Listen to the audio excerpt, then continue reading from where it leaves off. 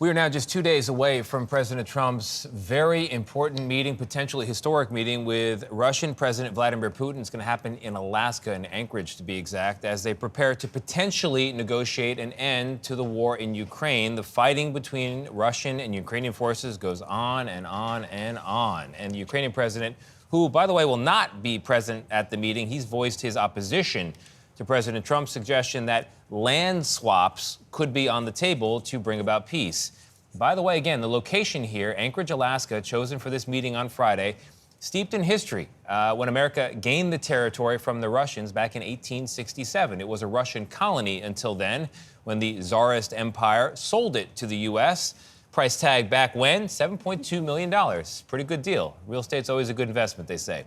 As for recent history, our next guest knows what it's like to negotiate with Vladimir Putin. Ambassador Wendy Sherman served 3 different presidents as a diplomat and most recently as Deputy Secretary of State under Joe Biden. She joins us now. Madam Ambassador, thank you very much for joining us. I want to let our viewers know that you were actually in the room when John Kerry met with Putin in Sochi, and you met with Russian diplomats before the war broke out in 2022, so you do know what it's like to be in this scenario.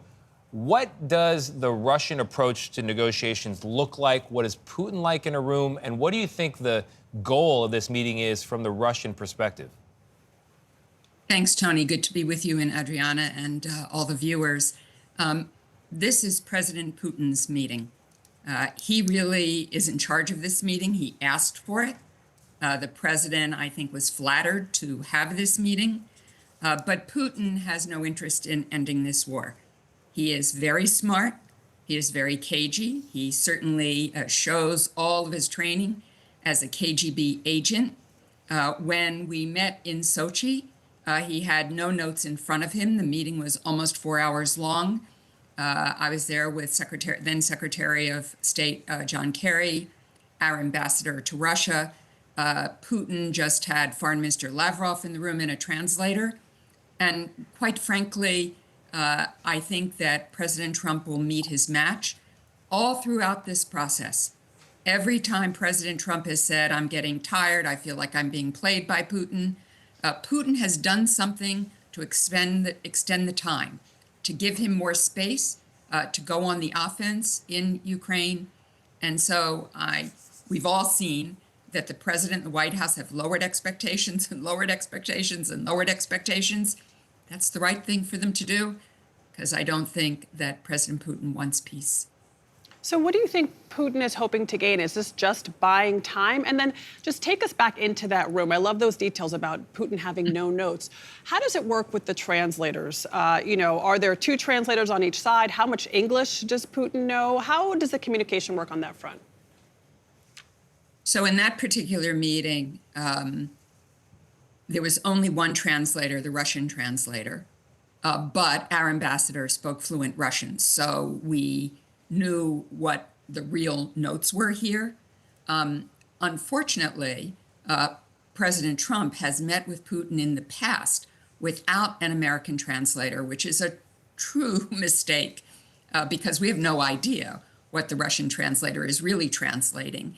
And I believe President Putin understands a great deal of English, even though he speaks only in Russian. Foreign Minister Lavrov, I understand this will be a one-on-one meeting. I don't know whether the foreign minister will be close by. He speaks fluent English and quite good English and has been at his job for decades, as has President Putin, of course.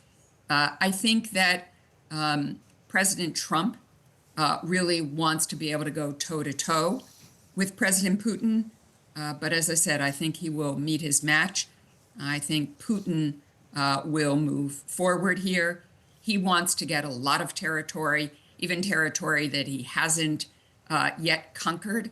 And what we really need is a ceasefire and then begin negotiations. The president will speak with Zelenskyy and European leaders organized by Chancellor Merz of Germany today. And I'm sure that they will all be telling the president, don't fall for all the things that Putin is going to tell you about how he will make sure this doesn't go any further, but he needs these territories.